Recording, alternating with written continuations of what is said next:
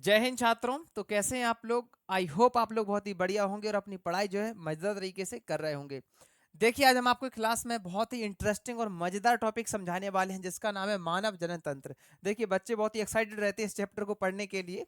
अब देखिए, जनन तंत्र क्या होता है। जनन का मतलब होता है जिससे रिप्रोडक्शन मतलब प्रजनन होता है, उनमें उसमें जो जो अंग हमें जो है यूज में लाने होते हैं, उनसे मिलकर एक तंत्र मतलब एक सिस्टम, पूरी एक मशीन जैसा सिस्टम बनता है, उसे कहते हैं हम लोग जनन तंत्र। अगर मानव का पढ़ेंगे तो उसको क्या कहेंगे? मानव जनन तंत्र। अब देखिए, मानव में ही दो प्रकार के, एक नर जनन तंत्र पढ़ना है हमको, एक मादा जनन तंत्र पढ़ना है। देखिए, नर जनन तंत्र आज हम इस वीडियो में आपको डिस्कस करने वाले हैं आपके साथ में, ठीक है। तो देखिए, नर जनन तंत्र, इसमें अंग कौन कौन से आते हैं, काम क्या क्या होता है, पहले हम सिंपल वे में समझा देंगे, उसके बाद बताएंगे लिखना किस प्रकार से है। चलिए देखिए, सबसे पहले आप एक बात समझ लीजिएगा। नर में जो है दो टेस्टिस मतलब वृषण पाए जाते हैं। क्या पाए जाते हैं? वृषण पाए जाते हैं। ज्यादा बड़े बन गए ये।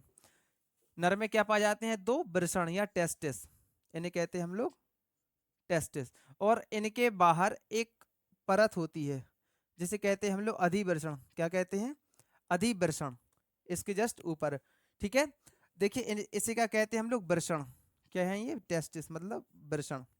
और ये एक थैलीनुमा संरचना में जो है बंद होते हैं, जिसे कहते हैं वृषण कोश। क्या कहते हैं? वृषण कोश। बस आप समझ लीजिएगा नॉर्मल तरीके से। अब देखिए, इनका काम क्या होता है। इनका काम होता है शुक्राणु निर्माण का। क्या काम होता है? शुक्राणु का निर्माण। निर्माण, ठीक है। और एक बात और समझ लीजिएगा, इनका जो टेम्परेचर होता है वो बॉडी के टेम्परेचर से, जैसे हमारी बॉडी कितने लगभग टेम्परेचर पे नॉर्मल रहती है, 37 डिग्री सेल्सियस पर। एक बात याद रखना कि शुक्राणु 37 डिग्री सेल्सियस पर डिस्ट्रॉय हो जाते हैं, मतलब मर जाते हैं। इसी वजह से नेचुरल तरीके से, मतलब भगवान ने हमें इस तरीके से डिजाइन किया है कि जो वृषण है इनको बॉडी से अलग जो है बनाया हुआ है, मतलब अलग लटकाया हुआ है, ठीक है। और इनका टेम्परेचर इसी वजह से लगभग 2 से 3 डिग्री सेल्सियस कैसा रहता है? कम रहता है। किसका? वृषण का, वृषण कोश का। क्यों? क्योंकि नहीं तो शुक्राणु क्या होंगे? डिस्ट्रॉय मतलब खत्म हो जाएंगे, नष्ट हो जाएंगे, कोई मतलब का ही नहीं रहेगा। जैसे आजकल बच्चे क्या करते हैं कि फैशन के चक्कर में टाइट कपड़े या फिर जीन्स वगैरह ज्यादा पहनने लगते हैं, जो लड़के होते हैं। तो उनमें क्या होती, जो शुक्राणु जो बनते हैं वो जल्दी से जल्दी नष्ट हो जाते हैं, तो मतलब क्या, फर्टिलाइजेशन की उनकी जो क्षमता होती है वो धीमे धीमे कम हो जाती है, होती जाती है। और नपुंसकता आने के चांसेस इसमें बढ़ जाते हैं। तो इसी वजह से जो बच्चे हैं वो, अगर जैसे आप लोगों की एज में है, तो इसमें क्या है कि ढीले कपड़े जितने आप हो सके उतने जो है पहना करें। Is it clear? अब देखिएगा, यहीं से आपकी, ये देखिए यहाँ पर जैसे मान लो ये वृषण के अंदर संरचनाएं हैं जो कि स्पर्म का निर्माण कर रही हैं। अभी हम उतना डिटेल में नहीं जाएंगे। अब देखिएगा, यहाँ से दो संरचनाएं आएंगी नली, जिन्हें कहेंगे हम लोग क्या? शुक्र वाहिनियां। शुक्र वाहिनियां। वाहिनियां ये आपकी कहाँ से निकलेंगी? ये निकलेंगी अधिवृषण से। कहाँ से? अधिवृषण से। शुक्र वाहिनी, नाम से ही पता चल रहा है, जो आपके शुक्राणु बन गए हैं ये किसके थ्रू आगे की ओर बढ़ेंगे? वाहिनी। वाहिनी का मतलब होता है पाइपलाइन, केवल इतना समझ लीजिएगा। इसके थ्रू आगे बढ़ेंगे और यहाँ पर एक जगह होगी आपका क्या? शुक्राशय। यहाँ तक पहुंचेंगे, कहाँ पर? शुक्राशय तक। शुक्राशय। और शुक्राशय में एक तरल क्षारीय पदार्थ होता है, जिसमें जो है शुक्राणु मिलकर किसका निर्माण करते हैं? वीर्य का। किसमें? सीमेन, मतलब क्या? वीर्य का, ठीक है। जब तक शुक्राणु अकेले हैं, तब तक उसको हम वीर्य नहीं कह सकते, जब तक उसमें ये क्षारीय तरल जो है मिला नहीं तब तक। अब देखिएगा, नाम सही पता चल रहा है शुक्राशय, मतलब यहाँ पर क्या होता है? शुक्राणु शुक्रवाहिनी की सहायता से जो है वहां तक पहुंचते हैं और यहाँ पर क्या मिल जाता है? वीर्य में। अब देखिएगा, यहीं पर होती है आपकी क्या? एक प्रोस्टेट ग्लैंड। यहाँ इसको एक साइड बनाया दे रहा है। और यहाँ पर होती है क्या? एक प्रोस्टेट ग्लैंड, मतलब यहाँ पी से व्यक्त किए दे रहा है। इसे क्या कहते हैं? प्रोस्टेट ग्लैंड या ग्रंथि। इसका काम क्या होता है? ध्यान से समझना। ऊपर से आपकी एक थैली रहती है, इसे क्या कहते हैं हम लोग? ब्लैडर या फिर मूत्राशय, जहाँ से यूरिन आता है। ये क्या है? मूत्राशय। मूत्राशय से क्या आएगा आपका? मूत्रवाहिनी के थ्रू मूत्र।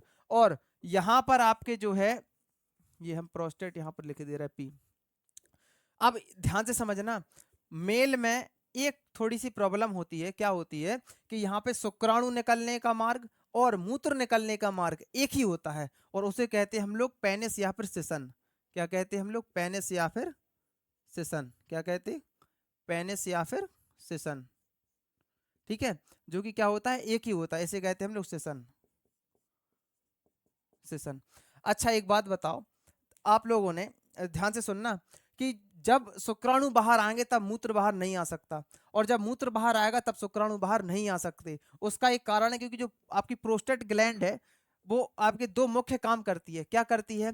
वो एक प्रकार से चुंगी की तरह काम करती है। मतलब क्या, जब मूत्र निकलेगा तब शुक्राणु आपके मतलब क्या सीमेन मतलब स्पर्म बाहर नहीं आ सकते हैं, और जब मूत्र आपका शुक्राणु बाहर निकलेंगे तब मूत्र बाहर नहीं आ सकता है। ये किसका काम है? आपका प्रोस्टेट ग्लैंड का। अब देखिए एक काम और होता है, इससे जो है शुक्राणुओं को प्रेशर से आगे भेजना। ठीक है, किसको? शुक्राणु को मतलब सीमेन को प्रेशर से आगे की ओर ढकेलना। Is it clear? और वो पेनिस या सिसन के माध्यम से इस मूत्र छिद्र से जो होकर, जनन छिद्र से होकर क्या होता है, बाहर की ओर निकाल दिए जाते हैं। केवल इतना सा ही सिस्टम क्या है आपका पूरा मेल रिप्रोडक्टिव सिस्टम। अब आइए देखते हैं इसे लिखा किस प्रकार से जाता है और इसका परफेक्ट चित्र आपको किस प्रकार से बनाना है परीक्षाओं में, आइए देखते हैं। चलिए देखिए इसे किस प्रकार से हम लिखते हैं। देखिए सबसे पहले हम किसके बारे में लिखेंगे? वृषण। लेकिन उससे पहले आपको क्या करना है, अपने नोट्स में नर जननतंत्र हेडिंग डालेंगे। इसके बाद क्या लिखेंगे कि नर में निम्नलिखित मुख्य अंग पाए जाते हैं। ठीक है, तो हमने कुछ अंगों के बारे में इसमें जो डिस्क्राइब भी किया हुआ है। देखिए पहला है वृषण, मतलब क्या है? टेस्टिस। यह नर में एक जोड़ी, और यह नर में एक जोड़ी वृषण कोष में, ये बाहरी संरचना क्या है आपका? वृषण कोष। वृषण कोष में सुरक्षित रूप से पाए जाते हैं। कोष किसके लिए होता है? मतलब कक्षा का नाम होता है क्या? कोष। देखिए जिसका तापमान और टेम्परेचर कितना होता है शरीर से? लगभग कितना? 2 से 3 डिग्री सेल्सियस कम रहता है, जो कि शुक्राणुओं के निर्माण में सहायता देता है। और अधिक ताप के कारण शुक्राणु नष्ट हो जाते हैं। मतलब क्या है, अगर ये नीचे नहीं होते तो शुक्राणु क्या सर्वाइव नहीं कर पाते। देखिए इसमें एक हार्मोन्स और रिलीज होता है जिसे कहते हैं नर हार्मोन्स, जिसका नाम क्या है? टेस्टोस्टेरोन। इसमें टेस्टोस्टेरोन नामक हार्मोन निकलता है या निर्माण होता है। अब देखिए इसमें क्या है? अधिवृषण। हमने क्या बताया था? ये देखो ऊपर जो छोटी सी संरचना दिख रही है आपको, ये वाली, इसे क्या कहेंगे हम लोग? अधिवृषण। तो देखिए यह प्रत्येक वृषण से चिपचिपी या फिर चिपकी संरचना होती है। क्या है कि ये दोनों वृषणों में, मतलब ये भी कितनी होंगी? एक जोड़ी। कितनी? एक जोड़ी। ये प्रत्येक वृषण में चिपकी संरचना होती है। इसमें शुक्राणु परिपक्व होते हैं। मतलब क्या है, इसमें शुक्राणु कैसे मैच्योर होते हैं, कैसे परिपक्व होते हैं? अधिवृषण की सभी नलिकाएं मिलकर शुक्र वाहिनी बनाती हैं। जो अधिवृषण की सभी नलिकाएं मिलकर क्या बनाती हैं? शुक्र वाहिनियां बनाती हैं। ये नर में एक जोड़ी। देखिए जब देखिए यहाँ पर हमने आपको पिछले वाले चित्र में बताया था, ऐसे करके देखना ध्यान से। तो ये कितनी जोड़ी हो गई? एक जोड़ी। तो देखिए ये नर में एक जोड़ी जो कि 40 से 45 सेंटीमीटर लंबी होती है। शुक्राणु इनके द्वारा शुक्राशय में पहुंचते हैं। सीधी सी बात है, शुक्रवाहिनी का काम क्या है? शुक्राणु को किसमें पहुंचाना? शुक्राशय में। देखिए यहाँ पर अगला है शुक्राशय। इसका काम क्या है? थैलीनुमा संरचना होती है जिसमें शुक्राणु में एक तरल क्षारक पदार्थ मिलकर किसका निर्माण हो जाता है? जिसमें वीर्य का, मतलब क्या है? सीमेन का निर्माण हो जाता है। ठीक है, अब देखिएगा अगला क्या है आपका? मूत्र मार्ग, जो कि मूत्राशय से क्या आता है? मूत्र। और इसी मार्ग में क्या निकलते हैं आपके? जो शुक्राणु बाहर शरीर के बाहर निकल जाते हैं। अब देखिए अगला है आपका सिसन। यह सबसे बाहरी अंग होता है जिसे मैथुन अंग, मैथुन मतलब होता है बार बार शेक करना या हिलाना। ठीक है, जैसे हस्त मैथुन आपने सुना तो होगा ही आजकल। ठीक है, अब देखिए इसमें क्या है? Prostate gland. इसके बारे में आप स्वयं से लिख सकते हैं। क्या लिखेंगे उसमें कि जो प्रोस्टेट ग्लैंड है इसका काम क्या होता है? इसका काम होता है चेक पोस्ट की तरह काम करता है। कैसा? कि जब मूत्र बाहर आएगा तब शुक्राणु बाहर नहीं निकल सकते हैं, और जब शुक्राणु बाहर आएंगे तब मूत्र बाहर नहीं निकल सकता है। और ये शुक्राणुओं को एक प्रेशर से, मतलब एक दाब से जो है शरीर के बाहर निकाल देता है लास्ट में। ठीक है, जब प्रजनन होता है। ठीक है, आई होप आपको टॉपिक समझ में आ गया होगा। कोई भी अगर आपको डाउट हो तो हमें कमेंट सेक्शन में जरूर बता दीजिएगा। ठीक है, और हम इतना मेहनत करते हैं तो एक प्यारा सा कमेंट तो जरूर बनता है आपके साथ में। ठीक है, मिलते हैं नेक्स्ट ऐसे इंटरेस्टिंग टॉपिक के साथ। तब तक के लिए जय हिंद जय भारत। इसे नोट कर लो या फिर इसका स्क्रीनशॉट कर लो।